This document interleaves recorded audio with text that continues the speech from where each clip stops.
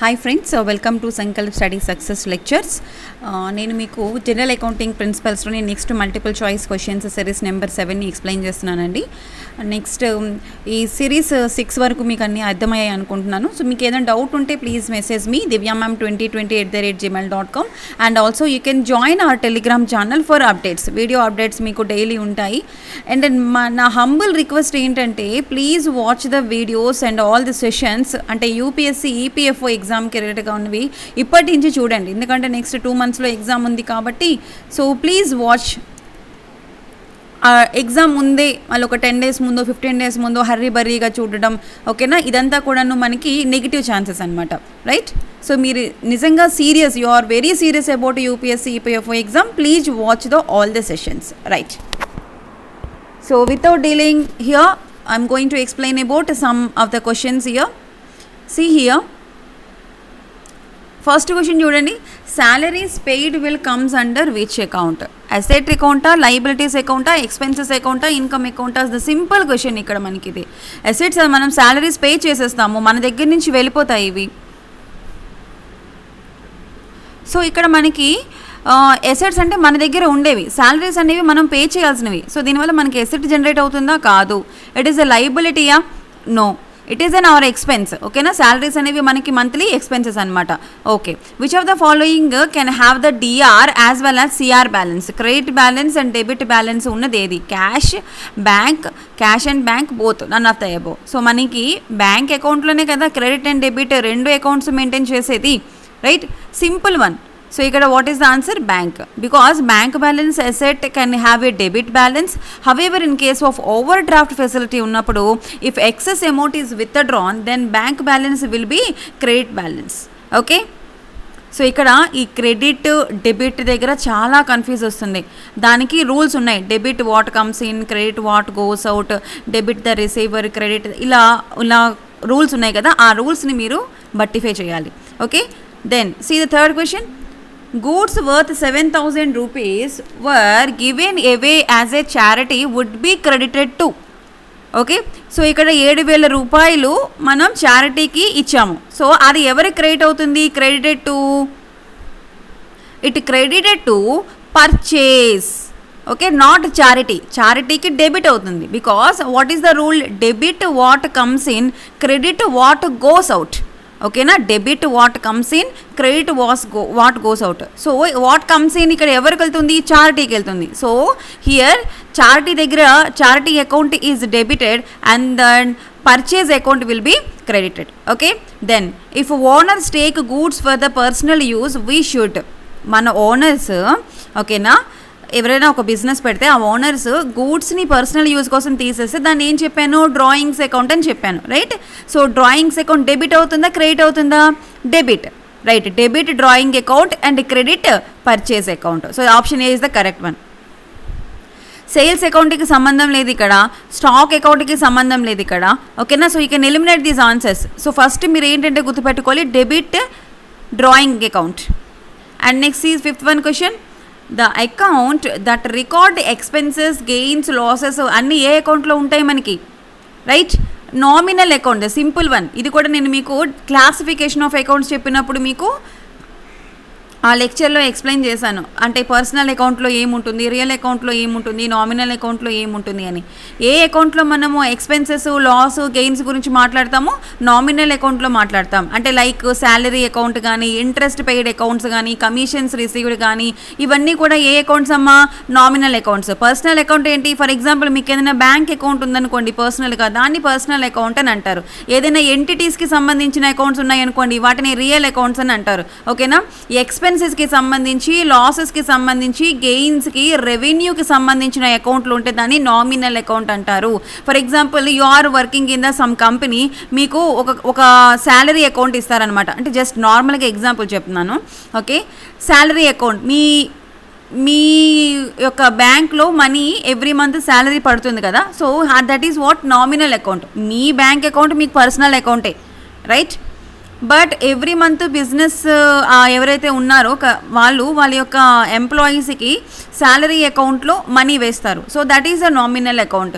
అలాగే interest paid account ఏదైతే ఉందో దాని కూడా నామినల్ అకౌంట్. అలాగే మనకి ఏదైనా కమిషన్స్ రిసీవ్ చేసుకునే ఆ అకౌంట్ ఉంటే అది కూడా నామినల్ అకౌంట్. ఓకే, సో ఏవైతే మనకి ప్రాఫిట్ అండ్ లాస్ ఉన్నాయో అవన్నీ కూడా మనకి ఎక్కడికి ట్రాన్స్ఫర్ అవుతాయి, క్యాపిటల్ అకౌంట్లోకి ట్రాన్స్ఫర్ అవుతాయి. Okay, so that is why nominal accounts are what, temporary in nature. Next one, sixth question, which of the following accounts can be classified as a real account? Rent expenses, rent income, insurance expense, cash account. So real accounts ఇందులో ఏవి మనకి, అసలు real accounts అంటే ఏంటి? The accounts which related to the tangible and or intangible. ఓకేనా, ఏవైతే accounts టాంజిబుల్కి ఇంటాంజిబుల్కి రిలేటెడ్గా ఉంటాయో ఆ అకౌంట్స్ని మనం రియల్ అకౌంట్స్ అని అంటాం. ఫర్ ఎగ్జాంపుల్ ల్యాండ్ అకౌంట్ కానీ, బిల్డింగ్ ఏదైనా ఎంటిటీస్కి సంబంధించింది, లేదా మన చేతిలో మన హ్యాండ్లో క్యాష్ ఉంది, good will account, trade marks, ఇవన్నీ కూడా మనకి ఏంటి, real accounts, right? So rent expenses అని రాగానే మీరు నామినల్ అకౌంట్ అని గుర్తుపెట్టుకోవాలి. రెంట్ ఇన్కమ్ కూడా నామినల్ అకౌంట్ మా. ఇన్సూరెన్స్ ఎక్స్పెన్సెస్, సో ఇక్కడ మళ్ళీ ఎక్స్పెన్స్ వచ్చింది, ఎక్స్పెన్స్ కూడా ఇక్కడ మళ్ళీ నామినల్ అకౌంట్ మా. ఓకే, సో ఇంకా మిగిలింది ఏంటి, only cash account will be the real account. ఇలా మీరు ఈ మోడల్లో ఖచ్చితంగా క్వశ్చన్ వస్తుందండి ఎగ్జామ్లోని. ఓకేనా, ఏ అకౌంట్ అని అడుగుతారు. ఎవ్రీ టైము ప్రతి సంవత్సరం కూడాను ఈ అకౌంట్స్ మీద ఖచ్చితంగా క్వశ్చన్ అడుగుతున్నారు. Real account, nominal account and personal account మీద. ఓకేనా, సో మెయిన్గా మీకు డిఫరెన్స్ తెలియాలి. సో క్యాష్ అకౌంట్ మనకి రియల్ అకౌంట్ అనమాట. ఓకేనా, because which relates to the tangible and intangible అసెట్స్కి సంబంధించి ఉంటుంది, excluding debtors. Okay, next, nature of unearned brokerage. What is the nature of unearned brokerage అంటే ఇక్కడ ఏంటి, అది రియల్ అకౌంటా, నామినల్ అకౌంటా, రిప్రజెంటేటివ్ పర్సనల్ అకౌంటా ఆర్ లయబిలిటీయా? So it is not a liability. So because here these are related to the personal accounts మా. ఓకేనా, అంటే for example outstanding liability account or any prepaid account, capital account, drawings account, ఇవన్నీ కూడా మనకి personal account కిందకి వస్తాయి. ఓకేనా, these are not in the name of any person or any organisation. Okay, కాబట్టి వీటిని రిప్రజెంటేటివ్ పర్సనల్ అకౌంట్స్ అని అంటారు. చూడండి, నేచర్ ఆఫ్ అన్ఎర్న్డ్ బ్రోకరేజ్, ఏదైతే అన్ఎర్న్డ్ బ్రోకరేజ్ ఉందో, unearned brokerage these are not in the name of any person. ఈ accounts ఒక person పేరు మీద ఉండవు, ఒక ఆర్గనైజేషన్ పేరు మీద ఉండవు. Okay, that is why these are represented as a personal accounts, outstanding liability accounts or prepaid accounts, capital account, drawings account, these are all nothing but what, representative personal accounts. Next, what is the nature of Murugan lending library? So again in the name of one person, Murugan lending library. Okay, మీరు ఇది ఈజీగా చెప్పొచ్చు, it is not a nominal. Expenses, ఇన్కమ్కి losses, ప్రాఫిట్కి సంబంధించింది కాదు ఈ account. Okay, అలాగే ఒక ఎంటిటీకో దేనికో సంబంధించింది కూడా కాదు. సింపుల్గా it is a personal account. Because personal accounts which relates to the persons, trade receivables, trade పేయబుల్స్కి సంబంధించి ఉంటుంది. ఓకేనా, for example Ram and co అలా కానీ, లేకపోతే ఏదైనా ఒక జ్యువెలరీ సంబంధించిన అకౌంట్ కానీ, లేకపోతే కస్టమర్ అకౌంట్స్ కానీ, ఇవన్నీ కూడా మనకి ఏంటి, పర్సనల్ అకౌంట్ కిందకి వస్తాయి అన్నమాట. Next question, branch account under డెటర్ system is what? Branch అకౌంట్లో మనము అండర్ డెటర్ సిస్టమ్, ఇక్కడ సిస్టమ్ ఈజ్ ఇంపార్టెంట్. ఇక్కడ డెటర్ సిస్టంలో బ్రాంచ్ అకౌంట్ నామినల్ అకౌంట్. ఓకేనా, it is not a personal account. నార్మల్గా మీకు ఎవరికైనా బ్రాంచ్ అకౌంట్స్ అంటే బ్యాంకులో అకౌంట్ ఉంటే that is personal account. But డెటర్ సిస్టంలో బ్రాంచ్ అకౌంట్ ఉంటే అది నామినల్ అకౌంట్. ఎందుకు అంటే ఇందులో ఎక్స్పెన్సెస్, లాసెస్, గెయిన్స్, రెవెన్యూకి సంబంధించి ఉంటుందన్నమాట. Next question, nature of provisions for depreciation account. Nature of provisions for depreciation account. So ఇక్కడ ఏంటి క్వశ్చన్ ఆన్సర్, నామినల్ అకౌంటా, వాల్యుయేషన్ అకౌంటా, రియల్ అకౌంటా, none of the above. So నార్మల్గా ఇది ఏమనుకుంటామంటే డెప్రిసియేషన్ అకౌంట్ కాబట్టి, డెప్రిసియేషన్ అంటే తరుగుదల. సో ఎవ్రీ ఇయర్ మనం కొంచెం లాస్ పే చేస్తున్నాం కాబట్టి మేబీ ఇది నామినల్ అకౌంట్ అని అనుకుంటాం, రైట్?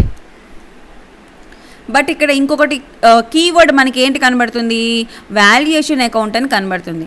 ఓకే, సో మేబీ ఇది కూడా కరెక్ట్ అయ్యే ఛాన్స్ ఉంది కదా. అసలు వాల్యుయేషన్ అకౌంట్ అంటే ఏంటి అంటే మనకి బ్యాలెన్స్ షీట్ అకౌంట్ ఉంటుంది కదా, బ్యాలెన్స్ షీట్ అకౌంటే వాల్యుయేషన్ అకౌంట్. ఓకేనా, valuation account is usually known as what, balance sheet account, because that is used in combination with another balance sheet account in order to report the carrying amount of an asset or a liability. Right, it is an example of valuation account that is associated with an asset that allowances for doubtful accounts. So నేను మీకు ఈ క్వశ్చన్ని అంటే దీనికి సంబంధించి valuation account గురించి నేను ఎక్కడ మనకి లెక్చర్స్లో ఎక్కడ ఎక్స్ప్లెయిన్ చేయలేదు. ఓకే, సో ఒకసారి వాల్యుయేషన్ అకౌంట్ అంటే ఏంటో చూసుకోండి. వాల్యుయేషన్ అకౌంట్ అంటే ఏంటి, బ్యాలెన్స్ షీట్ అకౌంట్. ఇందులో ఏంటంటే కనుక ఒక బ్యాలెన్స్ షీట్ అకౌంట్ ఇంకొక దాంతోని అనుసంధానమై ఉంటుంది అని చెప్తున్నారు. అంటే కాబట్టి దీన్ని వాల్యుయేషన్ అకౌంట్ అని అంటున్నారు. సో డెప్రిషియేషన్ అకౌంట్కి సంబంధించిన డేటా ప్రొవిజన్స్ ఏవైతే ఉన్నాయో అవి దేని అండర్లోకి మనకు వస్తాయి, డెప్రిషియేషన్ అకౌంట్కి సంబంధించిన provisions comes under which account మా, valuation account or what is that, balance sheet account. ఓకేనా, not nominal, not real account. Next suspense account. Suspense account is what, nominal అకౌంటా, రియల్ అకౌంటా, పర్సనల్ అకౌంటా, నన్ ఆఫ్ దీస్. ఇక్కడ suspense account అనేది టెంపరీగా use చేస్తారు. It is not a nominal, it is not a real, it is not a personal. Okay, doubtful entries కోసం suspense అకౌంట్ని maintain చేస్తారమ్మా. It is temporary in nature. Suspense అకౌంట్ని doubtful debts కోసం use చేస్తారు. It is temporary in nature, కాబట్టి అది ఏ account కూడా రాదన్నమాట. So none of the above is the correct answer. Next joint venture యొక్క అకౌంట్ ఏంటి చూడండి. నార్మల్గా next 12th question, joint venture ఉందనుకోండి, జాయింట్ వెంచర్ నామినల్ అకౌంటా, రియల్ అకౌంటా అండ్ పర్సనల్ అకౌంటా? It is not a personal account. మీరు ఎందుకంటే ఒక పర్సన్ జాయింట్ వెంచర్ అంటే బిజినెస్కి సంబంధించింది, రైట్, ఒక పర్సన్కి సంబంధించింది కాదు, కాబట్టి పర్సనల్ అకౌంట్ కాదు. So next joint venture it is a business related one. So ఇక్కడ ఎక్స్పెన్సెస్, లాసెస్ అన్నీ అక్కర్ అవుతాయి కదా. So what is that, nominal account, right? See that is the next question. Nature of joint account, joint venture is what, nominal account, because joint venture accounts represent the profit and loss, later that amount profit or loss. Okay, hence it is a nominal account. Next see the 30th question, transportation cost for buying a machinery is, machinery కొనేటప్పుడు ఓకేనా, మిషనరీకి కొనేటటువంటి amount కాదు, ట్రాన్స్పోర్టేషన్కి మనకు కొంత ఖర్చు అవుతుంది. ఎందుకంటే మీరు ఒక దగ్గర కొన్నారు, అక్కడి నుంచి మీ యొక్క బిజినెస్ దగ్గరికి తీసుకురావడానికి ట్రాన్స్పోర్టేషన్ ఖర్చు అవుతుంది. ఆ కాస్ట్ రియల్ అకౌంటా, పర్సనల్ అకౌంటా, నామినల్ అకౌంటా? నామినల్ అకౌంట్ అయితే కాదు, because it is not any profit and loss, ప్రాఫిట్కి లాస్కి సంబంధించింది కాదు, కాబట్టి నామినల్ అకౌంట్ కాదు. పర్సనల్ అకౌంట్ అంతకన్నా కాదు, ఒక వ్యక్తి పేరు మీద కానీ లేకపోతే ఒక సంస్థ పేరు మీద కానీ లేదు, కాబట్టి పర్సనల్ అకౌంట్ కూడా కాదు. అయితే లయబిలిటీ అకౌంట్ అవ్వాలి లేదా రియల్ అకౌంట్ అవ్వాలి. అసలు లయబిలిటీ అకౌంటే మనకి లేదు. సో ఇక మిగిలింది ఏంటి, రియల్ అకౌంట్. బట్ రియల్ అకౌంట్లో మీరు ఏం తెలుసుకోవాలి అంటే, ఫస్ట్ ఆఫ్ ఆల్ రియల్ అకౌంట్లో మనకి ఏ టైప్ ఆఫ్ అకౌంట్స్ ఉంటాయి అంటే, ఎసెట్స్కి సంబంధించినవి, లయబిలిటీస్కి సంబంధించినవి, ఈక్విటీకి సంబంధించిన అకౌంట్స్ ఉంటాయమ్మా. ఓకే, ఇక్కడ మిషనరీ మనం కొంటున్నాము అంటే machinery is our asset, right? So asset related account కాబట్టి మనం దీన్ని రియల్ అకౌంట్ కింద పరిగణించాలన్నమాట. Okay, so a real account is an account that retains roll forward its ending balance at the end of the year. ఈ point ఇక్కడ మీకు important. Real account అనేది it is an account that retains and rolls the forward its ending balance ఏదైతే ఉందో అది at the end of the ఇయర్కి roll out అవుతుంది. ఓకేనా, so these amounts then become the beginning balance in the next period. అర్థమైందా? So for example ending period మీ దగ్గర ఏదైతే బ్యాలెన్స్ ఉందో బిగినింగ్ పీరియడ్లో అది మీకు ఏమవుతుంది, ఓపెనింగ్ బ్యాలెన్స్ అవుతుందన్నమాట. అంతే, సింపుల్. సో ఈ బ్యాలెన్స్ షీట్లో మనకి ఏవైతే అకౌంట్స్ ఉన్నాయో those are found are assets are liabilities are equity. ఓకేమా? Next see the next question, nature of manufacturing account. Manufacturing account, real account, personal, nominal, dummy account. So చూడండి మనకు కొత్త word వచ్చింది ఇక్కడ, డమ్మీ అకౌంట్ అని. So maybe ఇది అవ్వచ్చు కదా answer. Okay, so manufacturing account prepare చేయడానికి గల పర్పస్ ఏంటి, కారణం ఏంటి అంటే కనుక మ్యానుఫ్యాక్చరింగ్ కాస్ట్ ఎంత అవుతుంది ఫినిష్డ్ గూడ్స్కి అని తెలుసుకోవడం కోసం. ఓకేనా, this is not comes under real account, this is not comes under personal account, this is not comes under nominal account. Okay, manufacturing account is what, dummy account. అసలు ఒక గూడ్, ఓకేనా, ఒక గూడ్ తయారవడానికి ప్రాసెసింగ్కి మొత్తం ఎంత ఖర్చు అవుతుందో తెలుసుకోవడం కోసం మనం ఒక డమ్మీ అకౌంట్ని క్రియేట్ చేస్తాం. దాన్ని ఏమంటారు, అదే డమ్మీ అకౌంట్ అనమాట. ఓకేనా, so because of this it improves the cost effectiveness of manufacturing activities. Right, next ఇది next question, nature of share allotment and rule it. So చూడండి, real account, personal account, nominal account, real account మీకు చెప్పాను. Debit what comes in, debit what comes in, credit what goes out, debit the receiver, credit the giver. So ఇది మనకి ఎక్కడెక్కడ personal అకౌంట్లో ఎలాగా, real అకౌంట్లో ఎలాగా అనేది మీరు ఆ రూల్స్ అన్నీ కూడాను చూసుకోవాలి. So what is the rule, ఇందులో ఏ రూల్ కరెక్ట్ అండి?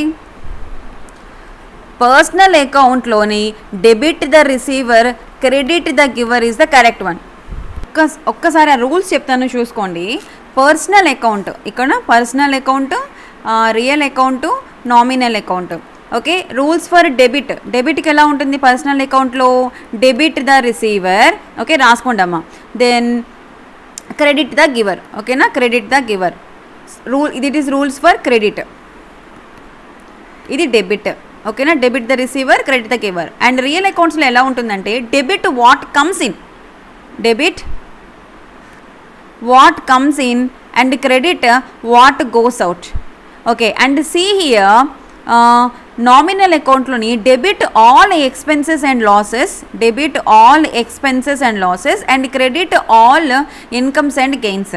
సో ఇక్కడ మనకు ఉన్నటువంటి ఆప్షన్స్లో real account debit what comes out. So debit యాక్చువల్గా వాట్ కమ్స్ ఇన్, కాబట్టి మీరు ఇది డిలీట్ చేసేవచ్చు, ఇది కరెక్ట్ ఆన్సరే కాదు అసలు. నామినల్ అకౌంట్లో debit the expenses, debit all expenses and losses కాబట్టి సో ఇది కూడా మనం డిలీట్ చేయొచ్చు.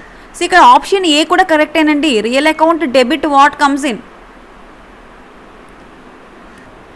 ఓకే, సో ఇక్కడ ఆప్షన్స్ రెండు కరెక్టే, రియల్ అకౌంట్లో డెబిట్ వాట్ కమ్స్ ఇన్ కరెక్టే, పర్సనల్ అకౌంట్లో డెబిట్ ద రిసీవర్ కరెక్టే. బట్ ఇక్కడ ఏంటి నేచర్ అడిగాడు, షేర్ అలాట్మెంట్ అని అడిగారు. ఓకేనా, so shares it should be personal account. So personal account debit the receiver అలా చూసుకోవాలి, కన్ఫ్యూజ్ కాకండి. ఓకేనా, next see this question, money paid to the Airtel 8,000 rupees for installation telephone in office. ఆఫీస్లో telephone installation చేయడానికి మనకి ఎంత ఖర్చు అయింది, 8,000 రూపాయలు ఖర్చు అయింది. సో ఎక్కడి నుంచి మనకి కట్ అవుతుంది 8,000 రూపీస్. ఓకే, నామినల్ అకౌంటా, అది వాల్యుయేషన్ అకౌంటా, రియల్ అకౌంటా, none of the above. So just small thing ఇక్కడ ఆలోచించండి, 8,000 రూపీస్ ఇట్ ఈస్ నామినల్ అకౌంటా, ఇనిషియేషన్ ఛార్జెస్ కదా మేడం, సో ఎక్స్పెన్సెస్ కావచ్చు కదా, ఎక్స్పెన్సెస్ కదా, సో నామినల్ అకౌంట్ అవుతుందేమో అని. But it is not nominal, it is a real account. Because ఇక్కడ ఫస్ట్ టైం మన 8,000 రూపీస్ ఇనిషియేషన్ ఛార్జెస్ పే చేస్తే నెక్స్ట్ ఇయర్కి మళ్ళీ మీరు 8,000 రూపీస్ ఇనిషియేషన్ ఛార్జెస్ పే చేస్తారా, మళ్ళీ నెక్స్ట్ ఇయర్కి మళ్ళీ 8,000 రూపీస్ ఇనిషియేషన్ ఛార్జెస్ పే చేస్తారా? మీరు ఇప్పుడు ఫర్ ఎగ్జాంపుల్ మీరు ఇంట్లోని టీవీ కనెక్షన్ పెట్టుకున్నారు, టాటా స్కైయో లేకపోతే ఏదైనా ఒకటి పెట్టుకున్నారు. సో దానికి ఇన్స్టాలేషన్ ఛార్జెస్ ఒక్కసారే పే చేస్తారు, ప్రతిసారి పే చేస్తారా ఎవ్రీ ఇయర్ కూడాను? అంటే ఇక్కడ ఏంటి, ఇన్స్టాలేషన్ ఛార్జెస్ ఒక ఇయర్ నుంచి ఇంకో ఇయర్ క్యారీ ఫార్వర్డ్ అవుతున్నాయా? మీకు అది ఒకసారి ఎక్స్పెన్సే, బట్ ఈ ఇయర్ నుంచి నెక్స్ట్ ఇయర్ క్యారీ ఫార్వర్డ్ అవుతుంది కదా, ఎవ్రీ ఇయర్ మీ దగ్గర నుంచి తీసుకోవడం లేదు కదా. సో ఎవ్రీ ఇయర్ తీసుకుంటే అది ఎక్స్పెన్స్ కిందకు వస్తుంది. సో ఇక్కడ ఎవ్రీ ఇయర్ తీసుకోవడం లేదమ్మా, క్యారీ ఫార్వర్డ్ అవుతుంది కాబట్టి రియల్ అకౌంట్. ఓకేనా, next 17th question, temporary huts for storing building material were constructed costing 15,000 rupees. They were necessary for construction, the same is of the nature of. So ఇక్కడ చూడండి, temporary హట్స్ని కడతారనమాట for storing a building material. ఓకేనా, ఇప్పుడు మీరు నార్మల్గా పెద్ద పెద్ద బిల్డింగ్స్ కన్స్ట్రక్షన్ అవుతున్నప్పుడు దాని ముందు ఒక స్మాల్ హట్ ఉంటుంది. ఓకేనా, ఎందుకంటే ఈ బిల్డింగ్ కన్స్ట్రక్షన్కి అవసరమైనటువంటి సిమెంట్, ఇసుక అండ్ ఐరన్, ఇటుకలు అన్నిటినీ కూడాను ఇక్కడ స్టోర్ చేస్తారు. అండ్ ఎవరైతే కొంతమంది వలస కూలీలు ఉంటారు కాబట్టి వాళ్ళకి కూడాను ఈ ప్లేసెస్ని వాళ్ళకి ఇవ్వడం జరుగుతుంది ఉండడానికి. ఓకేనా, ఈ కన్స్ట్రక్షన్ కంప్లీట్ అయినంత వరకు ఇది ఉంటుందన్నమాట. రైట్, అలా గుర్తుపెట్టుకోండి. ఈ కన్స్ట్రక్షన్ కంప్లీట్ అయినంత వరకు ఇది ఉంటుంది, ఇది కంప్లీట్ అయిపోయిన తర్వాత దీన్ని తీసేస్తారు. సో ఫస్ట్ దీనికి అవ్వడానికి ఈ హట్ కన్స్ట్రక్షన్ చేయడానికి వాళ్ళకి ఎంత ఖర్చు అయింది? 15,000 రూపాయలు అయింది. Now tell me what is this, nominal account or personal account or real account? So ఒక బిజినెస్కి సంబంధించినటువంటి ఎక్స్పెన్స్ ఇది, రైట్? కాబట్టి దీని ఏ రియల్ అకౌంట్ కిందకి వస్తుంది అనమాట. It is not a nominal. Personal account అసలు కానే కాదు, ఓకేనా? పర్సనల్ అకౌంట్ కానే కాదు, డమ్మీ అకౌంట్ అంతకన్నా కాదు, రైట్?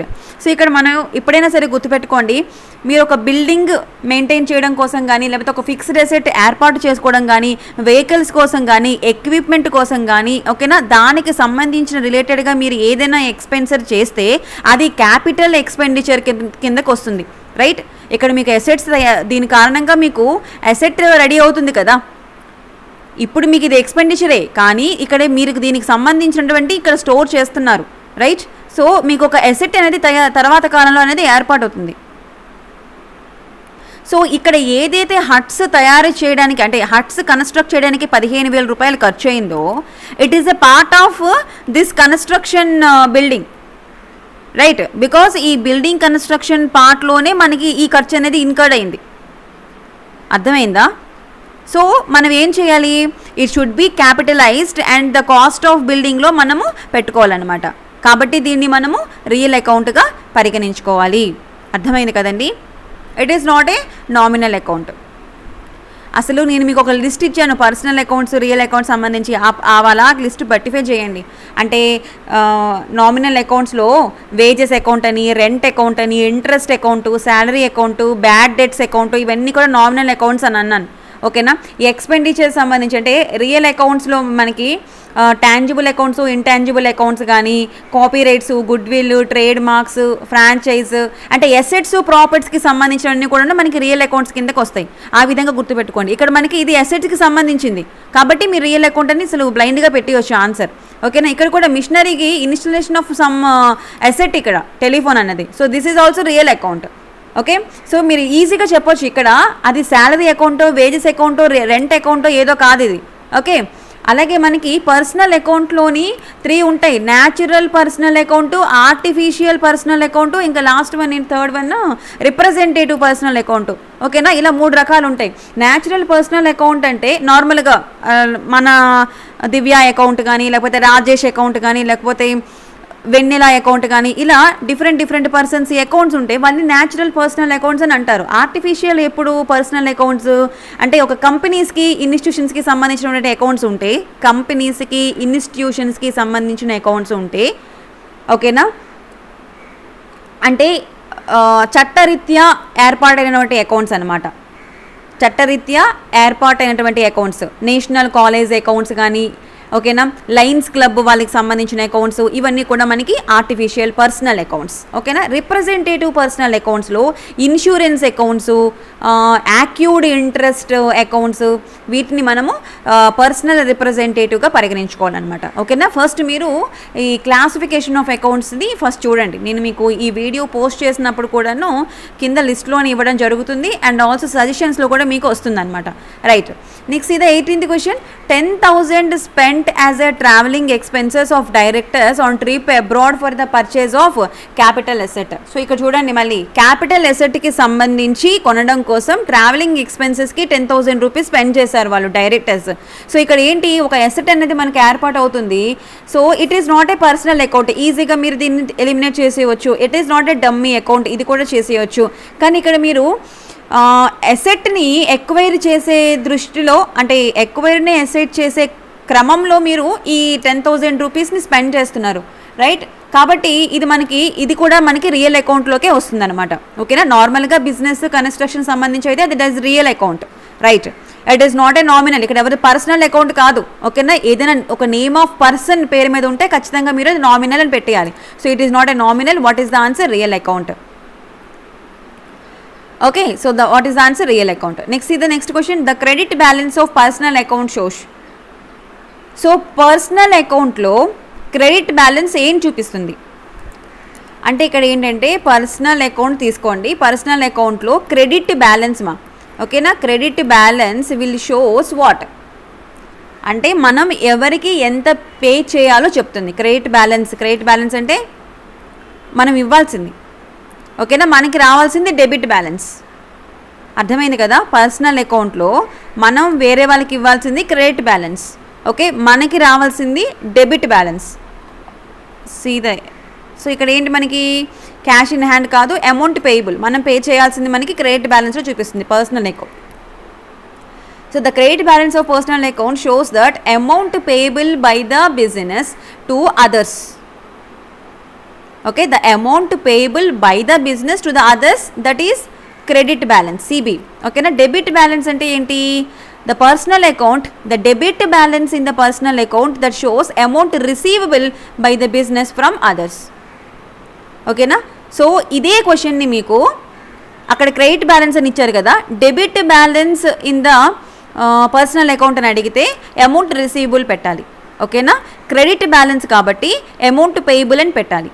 కన్ఫ్యూజ్ కాకండి, ఒక్కసారి మళ్ళీ చూడండి. The credit balance of personal account, the credit balance of personal account, amount payable. The debit balance of personal account, amount receivable. Okay, అదే సింపుల్ థింగ్. పర్సనల్ అకౌంట్లో డెబిట్ క్రెడిట్ ఏం చెప్పాను మీకు rule, debit what comes in, sorry అదే real account, debit the receiver,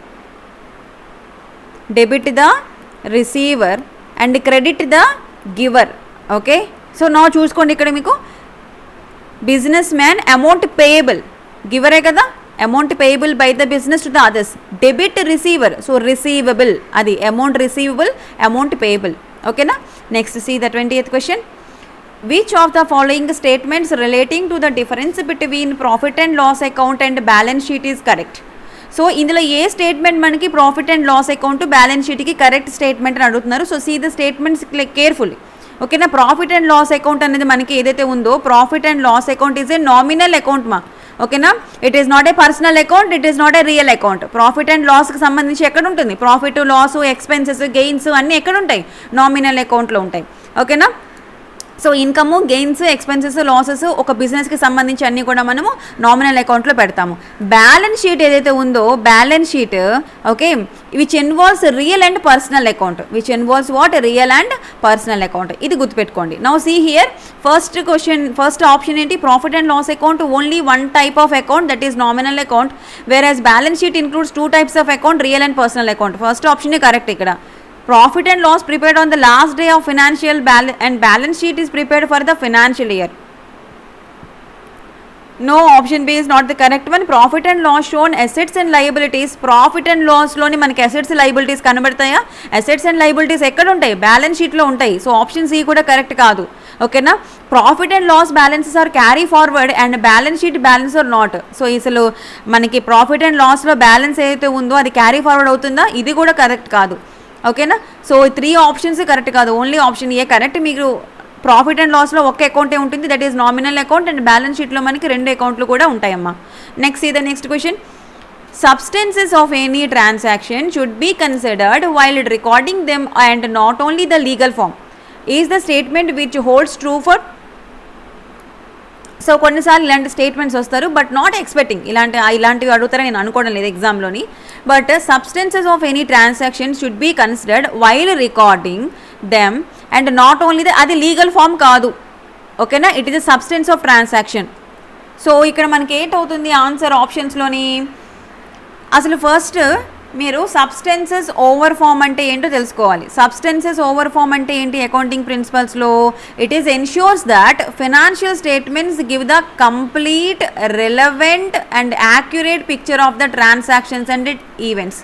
ఏవైతే transactions events జరుగుతాయో వీటికి సంబంధించినటువంటి ఒక కంప్లీట్ పిక్చర్ని, రిలవెంట్ డేటాని, యాక్యురేట్ పిక్చర్ని మనకి ఇస్తుందన్నమాట.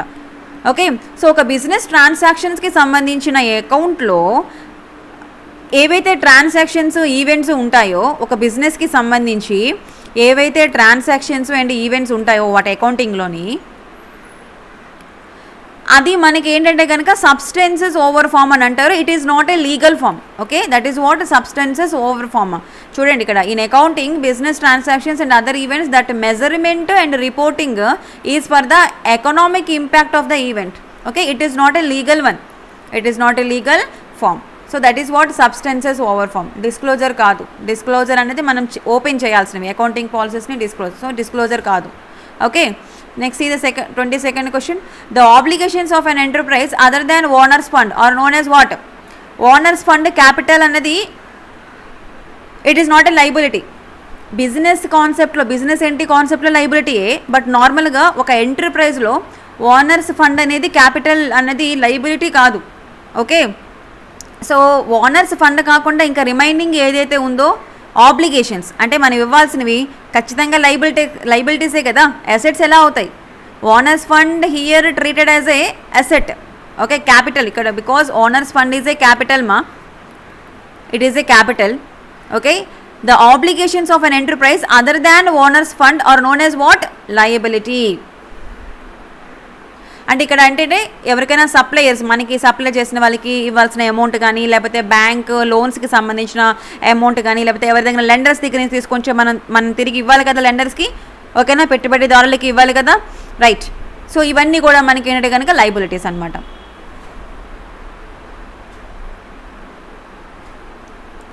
Okay, I will stop here. 22 questions అయ్యాయి మనకి ఇక్కడ.